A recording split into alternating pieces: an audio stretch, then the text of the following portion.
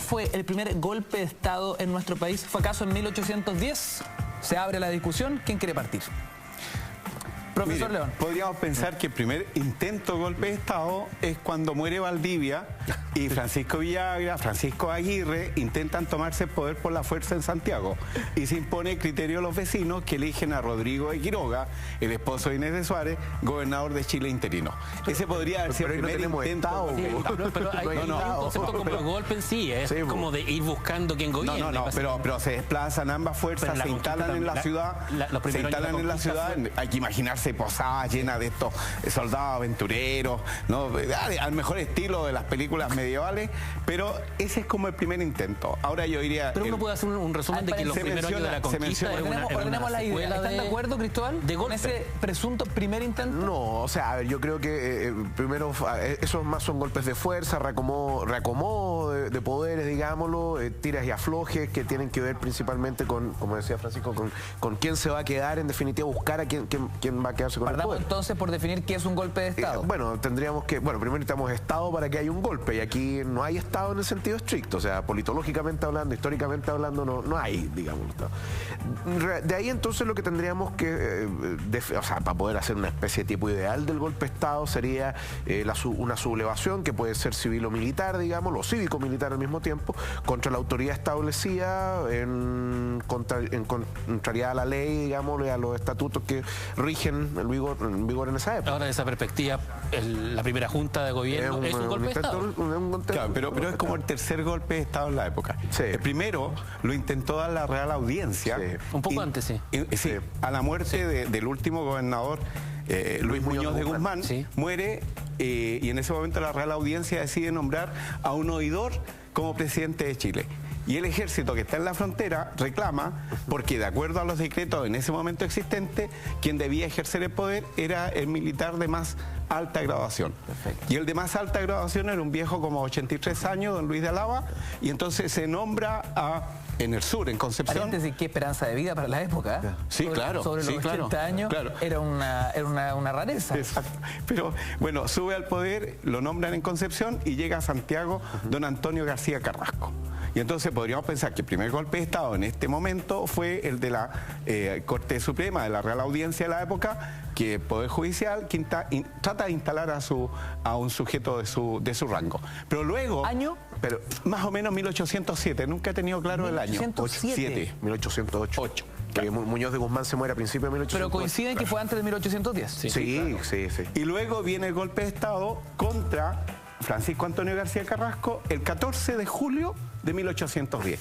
Ahí se hizo la revolución. Derrocaron al gobernador vigente, legítimo, e instalaron a Mateo de Toro y Zambrano, que refrendan, que corroboran en el poder el 18 de septiembre de 1810. ¿No? O sea, deberíamos celebrar en julio. Sí, exacto. El 14 de julio. Es como claro. ¿Cuál es la fecha de la independencia de Chile? El 14 de julio. Pero digámoslo así, lo más curioso de esta revolución de la independencia en Chile es que en la mañana entró Mateo de Toro y Zambrano como presidente de Chile, y cuando terminó la reunión a las 3 de la tarde, de modo intempestivo, dice el acta, ¿no? ¿Quién sale como presidente de Chile? Mateo de Toro y Zambrano. Y entonces aquí cualquier niño con un dedo frente puede decirse, ¿cómo es posible que digan que con el 18 de septiembre se derrocó a los españoles si quien era presidente ya de Chile era un criollo, era un sujeto nacido en Chile? Y entonces la pregunta que hay que hacerse es, ¿cuándo un criollo llegó al poder?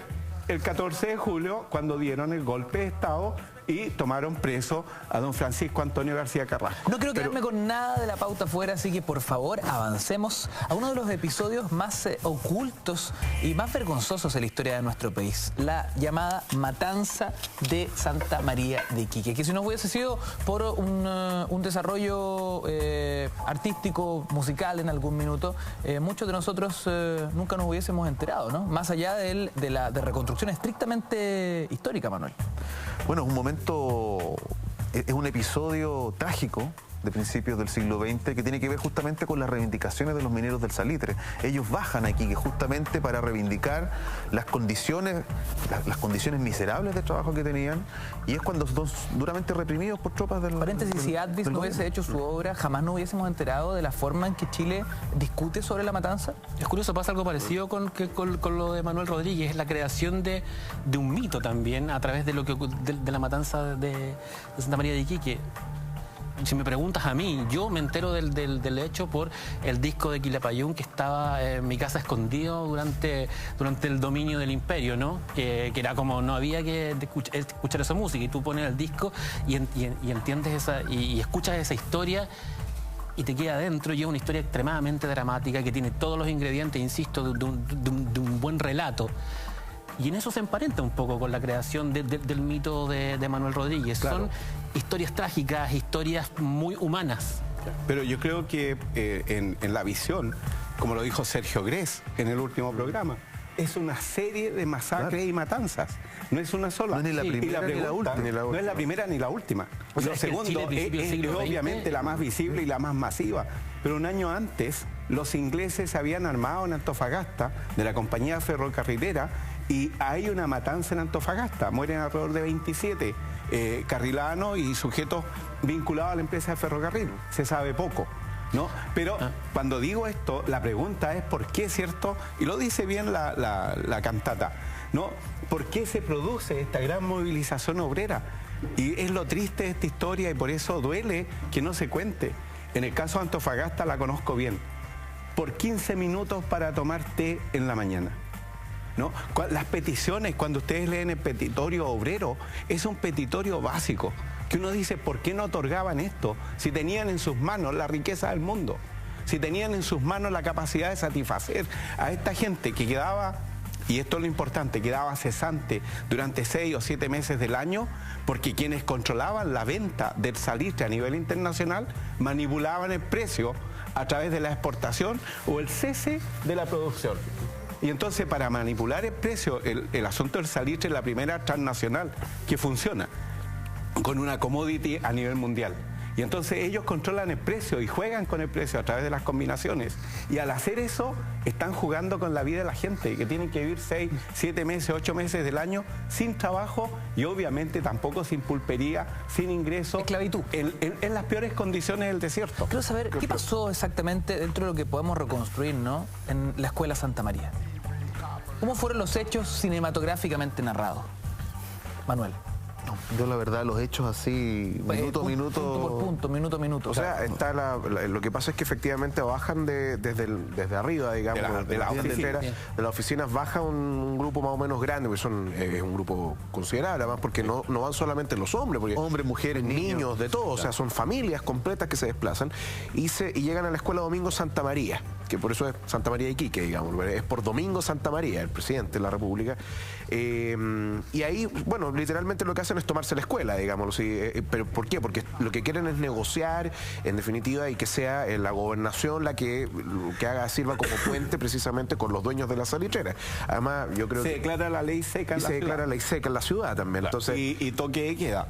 Y además de eso viene, acuérdate, la instrucción para que la gente se desplace de ahí a una especie de hipódromo. Claro. Y esto, la gente que está en la escuela sospecha de que sea para evacuarlos de la ciudad o producir la matanza. Y se produce ese malentendido de balazos por todas partes. Ahora hay que tener en cuenta, y esto históricamente los chilenos deben recordar, esta es una zona que todavía está en litigio. Aquí hay peruanos y bolivianos metidos en la marcha. Y con esto quiero decir que es un mundo mucho más polifacético, es un mundo con mucho más violencia incubadas, es un mundo, no sabemos mucho de la vida en la salitrera. Debiéramos saber si leemos a nuestro último Premio Nacional de Historia, que ha escrito sobre el minero de La Pampa, ¿no?, a Sergio González, hombres y mujeres de La Pampa. Esto que nosotros... Chile también, que es posterior a la Guerra del Pacífico, la reminiscencia... Y todavía se está litigando por los territorios. Eso es muy interesante, de alguna manera... Cuando uno hace un análisis de la historia del mundo y uno dice que la Primera y la Segunda Guerra Mundial básicamente son dos procesos de uno muy largo, en que Europa siempre estuvo de guerra más o menos desde 1870 hasta 1945. En el norte de Chile, desde que comienza la Guerra del Pacífico en 1879, se mantiene un estatus de conflicto social y urbano que se extiende hasta 1912, 1910. Porque al fin de cuentas, Francisco, el botín de la guerra, que fue el salitre, no fue compartido. No, pues. Nosotros podemos hoy día viajar por el desierto y ver las ciudades abandonadas y visitar las mansiones de los grandes magnates salitreros. Son fantasmas de una... Claro, pero las mansiones en Santiago, el que empiecen a importar champaña de Francia, que importen los adoquines de Francia para pavimentar sus calles en Santiago. Vale decir, es donde se muestra entre 1880, yo diría, y 1924, el Río Saules, es donde se muestra el Chile más crudo. Un Chile de grandes diferencias sociales. Un Chile imperial también, recordemos que se armó hasta los dientes sí, claro. y compraron barcos de última tecnología. Tan imperial que Estados Unidos se preocupó justamente del carácter militar. O sea, la Armada... Se hizo una carrera armamentista en el Cono Sur, de hecho. Pero con esto no olvidemos, ¿cierto?, que es también, y por eso no nos sorprendamos, ¿no? Frente a toda esa injusticia, frente a todo ese abuso, ¿qué es lo que surge? Surge el comunismo. Surge la movilización social. En el norte de todo Chile. De Arica a Punta Arenas está surgiendo las células del Partido Comunista, el movimiento social, el movimiento anarquista, la prensa obrera, la movilización social. O sea, la gente tampoco se quedó quieta. Y eso es importante en esta historia que no se cuenta, el que la gente pobre no aguantó que los pasaran a llevar sistemáticamente. Si es que aquí había un botín de la guerra, ese botín había sido capturado también gracias a las tropas, al bajo pueblo que se enrola en los regimientos de la guerra. El botín de la guerra era Manuel, inglés. Hablemos de uno para que así la gente en casa pueda ir entendiendo el relato. De la masacre, porque hay que decir, fue la masacre de la Escuela Santa María, es justamente que ese recuerdo de la población, no es solamente la obra musical, sino que la gente de Iquique lo recuerda, quedó en la memoria de los iquiqueños ese evento, justamente porque ahí no hay una revuelta, no hay un enfrentamiento, es literalmente una masacre, se da la orden, digamos, de matar a las personas que ¿Cuánta gente se especula muere ahí? Porque hay cifras bien... Claro. Es lo más lamentable de la cantata, ¿no? Que finalmente Advid señaló que los 3.600 sonaban. 3.600 fueron asesinados. ¿Qué sonaba? Ahora se habla de 297, se habla de 600, pero nunca se supera, hasta donde yo he leído, el millar. Lo importante respecto a lo que señalaba Manuel es que en esa época de la matanza de la Escuela Santa María de Iquique, la matanza de Antofagasta, la matanza de la Pincoya, es que ya hay una prensa obrera independiente. Y eso es importante, el papel de los medios, ¿no? Hay una prensa obrera independiente que difunde a través del país. Es muy interesante leerla. De qué manera ellos inmediatamente, por ejemplo, la poesía popular, la lira popular que origina la matanza. Son libros completos que ha publicado ahora Micaela Navarrete desde la Biblioteca Nacional. Prensa que se colgaba. ¿No? Claro, de la literatura de cordel, ¿no? Una prensa que se hacía en casa. ¿Profe, literatura de cordeles? Mira, se trataba de una hoja en blanco donde poetas populares escribían poemas en décima glosada, se describía el evento y aquí arriba llevaba una ilustración hecha también por un sujeto popular. Es la primera muestra, por así decir, gráfica de lo que es la capacidad y la inventiva del mundo popular. En ese momento el mundo popular adquiere voz. ¿Y qué es lo que adquiere? Justamente las denuncias que hacen. Primero, es casi un fanzine político. Sí, claro, es un se pasquín. Colgaba. Es un pasquín. Y esto se vendía en las estaciones de tranvía, en las estaciones de trenes, en las calles, la famosa lira popular. La profesora Alejandra Araya en la Biblioteca Nacional y la profesora Micaela Navarrete también en la Biblioteca Nacional, la Alejandra en la Universidad de Chile, han hecho un gran esfuerzo de rescate y reconstrucción de estas liras.